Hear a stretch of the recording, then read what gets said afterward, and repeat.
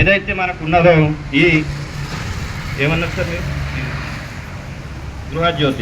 గృహజ్యోతి అనేది వస్తుంది, చాలామందికి వస్తుంది. కానీ కొన్ని మిస్టేక్స్ ఏమవుతున్నాయంటే చాలామందికి ఆన్లైన్ కరెక్ట్ లేక వస్తలేవు. అది కూడా 1100 1200 తీసుకుంటే 300 వరకు కొందరికి వస్తున్నాయి. కానీ ఈ రకంగా నిర్వహిస్తున్నది వాస్తవమే. కానీ ఈరోజు నేను గ్రామ పంచాయతీ సర్పంచ్ గారిని ఏమడుగుతున్నా అంటే, ఈరోజు మాకు పిఎం జన్మన్ కావచ్చు, ఇందిరమ్మ ఇండ్ల విషయాలలో ఇదే గ్రామ పంచాయతీ మన గోండుగూడ గ్రామ పంచాయతీలో మ్యాక్సిమం మాకు 3 గూడాలు కలిపి కొలంగూడ కావచ్చు, మాణిక్గూడ, మారుతిగూడ ఇందిరమ్మ ఇండ్లోనే వచ్చినాయి. ఈ సందర్భంలో మనకు ఫారెస్ట్ అధికారులు అనేది కట్టనివ్వకుండా ఆపుతున్నారు. ఇందులో ఏమొస్తుందంటే కోర్ ఏరియా బఫర్ జోన్ అని చెప్పేసి చెప్తున్నారు. సరే, ఈ కోర్ బఫర్ జోన్ అనేది మనకు ఎప్పుడు వచ్చింది? అసలు దీన్ని ఉద్దేశించి ఎవరైనా మన ఫారెస్ట్ అధికారులను అడగాల్సినటువంటి అధికారం మీకున్నది. ఖచ్చితంగా మీరు అడగాల.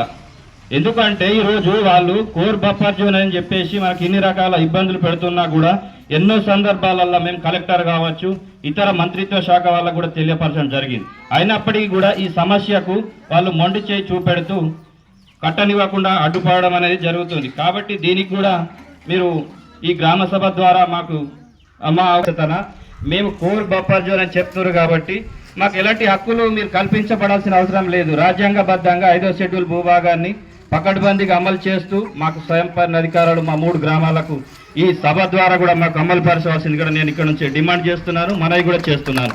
ఒకవేళ మీరు ఈ సభ అధ్యక్షగా ఉన్నటువంటి మీ గ్రామ పంచాయతీ, మన గ్రామ పంచాయతీ ద్వారా ఇది ఖచ్చితంగా అమలు చేయాలి.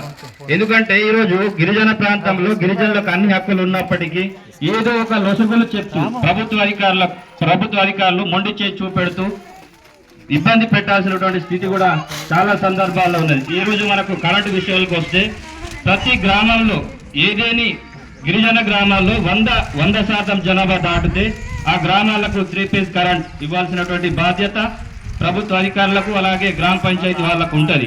కానీ ఇప్పటికీ మన స్వతంత్రం వచ్చి 78 సంవత్సరాలు వచ్చినా కూడా మన గిరిజన గ్రామాలలో 3 ఫేజ్ కరెంట్ అనేది కూడా కల్పించలేకపోతున్నారు. ఇదే ఫారెస్ట్ సమస్య అని చెప్తున్నారు, లేక ఇతర సమస్యలు అని చెప్తున్నారు. మరి అదే ఇప్పుడు వేరే వాళ్ళు కూడా మన దగ్గర ఉన్నారు. ఎవరినైనా ఉద్దేశించో అనాల్సిన అవసరం లేదు. అన్ని హక్కులు ఉన్నప్పుడు అందరినీ కలుపుకొని పోవాలా, ప్రతి అధికారులు కావచ్చు, ప్రతి నాయకులు కావచ్చు. ఈరోజు మాకు మ్యాక్సిమము మా ఇళ్ల విషయాలకు వస్తే మాత్రం మాకు చాలా బాధ అనిపిస్తున్నది. ఈ విషయాన్ని కూడా ఈ గ్రామ సభ ద్వారా మాకు తెలియపరచవలసింది కూడా మేము మనవి చేస్తున్నాము. అలాగే ఇంకా మాకు కరెంటు విషయాలకు వచ్చేస్తే గ్రామ పంచాయతీ సెక్రటరీ ద్వారా మొత్తానికి వైర్ అనేది బాగా మొత్తం ఎక్కడ దగ్గర కట్ అయి తుగుడాలు అయిపోయింది. అది చాలా సందర్భాలలో చిన్న గాడుపుకు కూడా కరెంట్ పోవాల్సిన పరిస్థితి ఉన్నది. కాబట్టి ఖచ్చితంగా దాన్ని మరమ్మతులు చేసే దిశగా కూడా ఈ గ్రామ సభ ద్వారా తెలియపరుస్తారని సంబంధిత విద్యుత్ శాఖ వాళ్లకు మేము మనవి చేస్తున్నాము. అలాగే నీటి ఎద్దటి అనేది మనకు మిషన్ భగీరథ ద్వారా గత కొన్ని రోజుల నుంచి, అంటే మినిమం 1 వారం నుంచి అసలు నీళ్ళే లేదు. ఏదైతే మనకు మా గ్రామంలో ఉన్నటువంటి బోరు బావి ఉందో ఆ బోరు బావి ద్వారానే ఎంతో కొంచెం మాకు నీళ్ళు అందుతున్నాయి. మిషన్ భగీరథ అయితే మొత్తానికి బంద్ అయిపోయింది. దీన్ని కూడా తక్షణమే మీరు మిషన్ భగీరథ ద్వారా మాకు నీళ్లు కల్పించే దిశగా మీరు ప్రయత్నాలు చేసిన మనవి చేస్తున్నాము. కానీ ఖచ్చితంగా ఈరోజు నేను ఈ గ్రామ సభ ద్వారా గ్రామ సర్పంచ్కు మరొకసారి మనవి చేస్తున్నాను. ఈ ఇందిరమ్మ ఇళ్ల విషయాల్లో మాకు కోర్ బఫర్ జోన్ అని చెప్తున్నారు. కాబట్టి మాకు రాజ్యాంగం కల్పించినటువంటి హక్కు 5వ షెడ్యూల్ భూభాగం ప్రకారంగా ఇక్కడ తీర్మానం చేయాలా. మీరు మాకు మరి ఖచ్చితంగా ఈ పర్మిషన్ దిశగా మీరు సెక్షన్ బీట్ ఆఫీసర్లతో ఎక్కడో ఢిల్లీ పోవాల్సిన అవసరం లేదు. ఇక్కడ మీరు ప్రత్యేకంగా ఉన్నారు, మీతోటే అవుతుంది.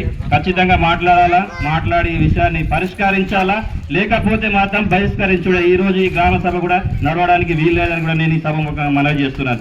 ఎందుకంటే మాకు అన్ని విధాల ఆటంకులు కల్పిస్తున్నప్పుడు ఈ గ్రామ సభలు పెట్టి ఎవరి కోసం? ఈరోజు మాకు ఇల్లే కట్టద్దు ఏదేదో అని చెప్పేసి మాకు ఇంత చేస్తున్నటువంటి ప్రభుత్వం ఈరోజు గవర్నమెంటే ఇచ్చింది కదా మాకు ఇల్లు, ఇందిరమ్మ ఇల్లే కావచ్చు, అది పిఎం జన్మనే కావచ్చు.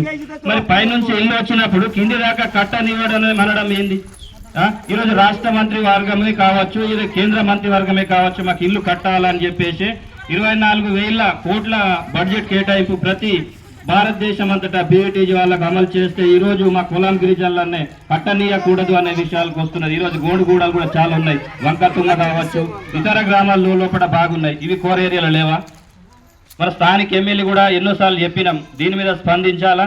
ఖచ్చితంగా ఈరోజు ఈ సభ ద్వారా మాకు నేను అడిగినటువంటి విషయాల్ని నాకు సమాధానం చెప్పవలసింది కూడా నేను ఈ సభముగా మనవి చేస్తూ నాకు ఇచ్చినటువంటి సమయాన్ని ముగిస్తూ ధన్యవాదాలు.